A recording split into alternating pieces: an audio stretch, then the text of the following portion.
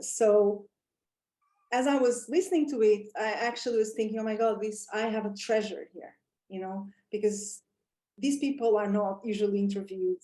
Their voices are not recorded, their expressions, their language is not recorded.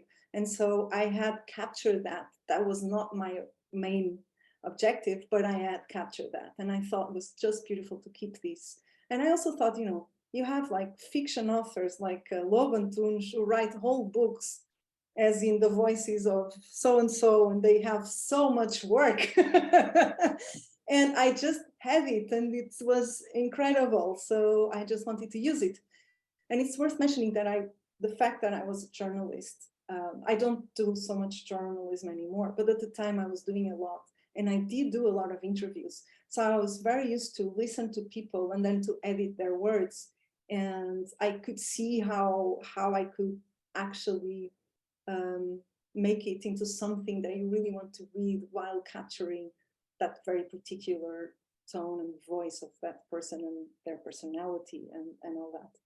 And I guess the structure is also connected to this because the structure of the book sort of mimics the process. And the process is a first travel where I'm just getting in touch with everything, not just the people, the patients, but the idea of death, the challenges of illness, and also that territory, that landscape, that emptiness of the landscape, that aging population. So there's a shock in it. It's very raw.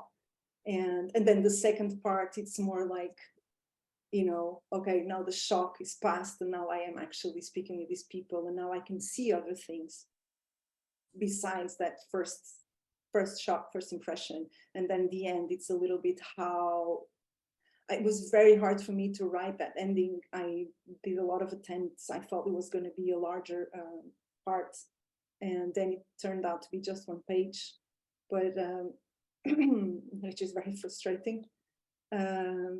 But I think that basically what I wanted the reader to kind of do the same journey as I had the same journey I had made, and sort of get out of the reading as I had get out of that journey.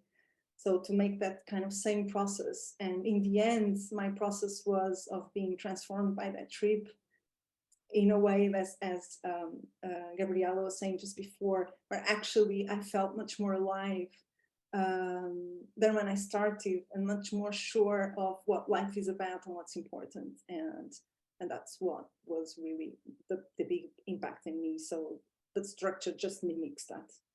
I think you were very wise in putting the Aliza and Sarah testimonies at the very end of the book. I think that was a very wise decision because it had, for me, the ultimate impact emotionally of your entire book.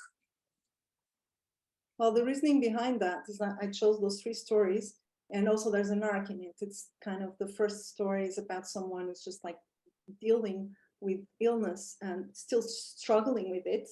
Then you have the couple who is actually just remembering their lives, and it's a completely different feeling and tone in it. And then the end, it's that story, but it's also already grieving. They're already grieving. It's already a different, it's about grief. So it's almost like that kind of, there's a, you know, just that kind of progress.